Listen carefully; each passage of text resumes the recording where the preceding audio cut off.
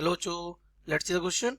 A radioactive element 90x238 decays into 83y222.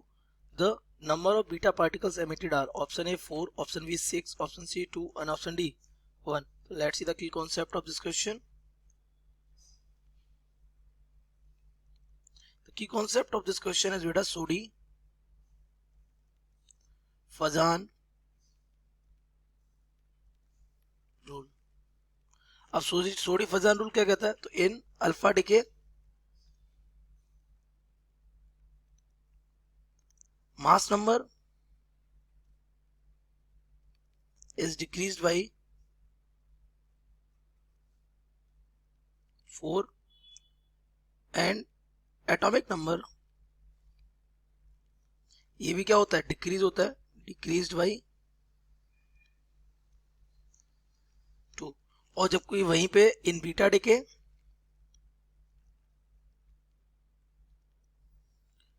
में क्या होता है? Mass number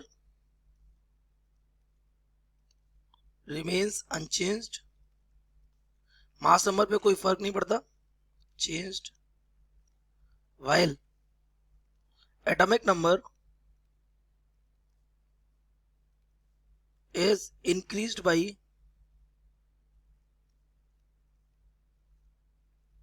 1। यहां ये क्या हो रहा है? इंक्रीज हो रहा है। अच्छा, gamma has no change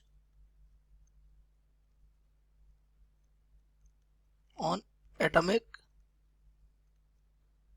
and mass number. तो अपना क्वेश्चन देख लेते हैं। हमारे पास क्या था? एक न्यूक्लियस एक्स था, एलिमेंट एक्स, जिसका मास एटॉमिक नंबर 90 था और मास नंबर कितना था? 238। ये और ये क्या हो जाता है? ब्रेक होता है किसमें?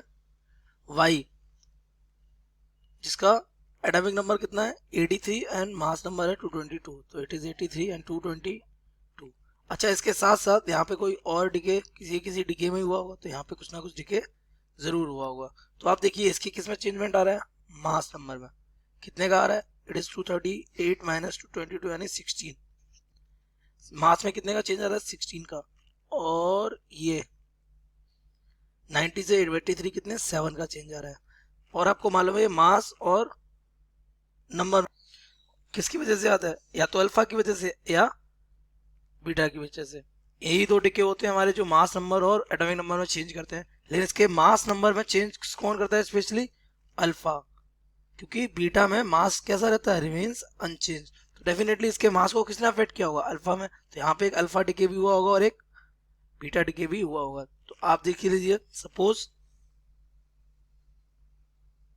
There are n alpha particles and m beta particles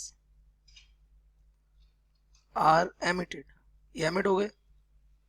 तो आपको पता है इसमें कि मास नंबर में कितना चेंज आया? तो चेंज इन मास नंबर ये किसकी वजह से होगा? तो ये सिर्फ और सिर्फ बीटा पार्टिकल वजह से हो सकता है, जितने कितने n। और ये एक पार्टिकल कितना मास नंबर चेंज करता है? 4। तो 4n हो जाएगा इसका मास चेंज। जितना भी हुआ होगा 4n नहीं की टर्म में ही हुआ होगा। और चेंज हुआ कितना है? 16।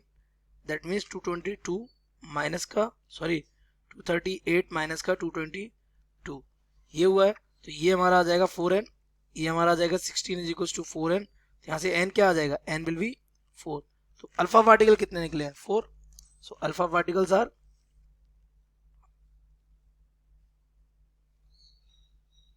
4 एमिटेड, है ना। नाउ अब अगर हम बात करें किसके? एटॉमिक नंबर के। तो चेंज इन एटॉमिक नंबर ये किसकी वजह से हुआ होगा? अल्फा पार्टिकल और बीटा पार्टिकल दोनों की। तो यहाँ क्या होगा? आपका अल्फा पार्टिकल कितना एटॉमिक नंबर चेंज करता है? 2। और ये है कितने? n।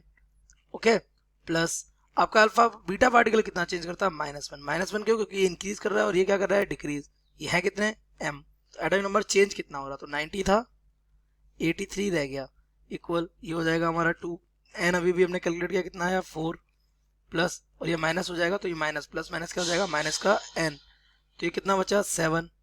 7 is equal to 8 minus n। तो ये n इधर लेके जाइए, तो n क्या हो जाएगा? 8 माइनस 7, और n इक्वल आ जाएगा हमारा कितना? 1। और n क्या है, number of beta particles. So emitted beta particles is only 1। कितना, 1। तो अगर अपने ऑप्शन को मैच करेंगे तो option D is correct. Option D कैसा हो जाएगा, करेक्ट हो जाएगा। और यहाँ पे कितने, 4 अल्फा, ओनली 1 क्या, beta particle is emitted. Correct option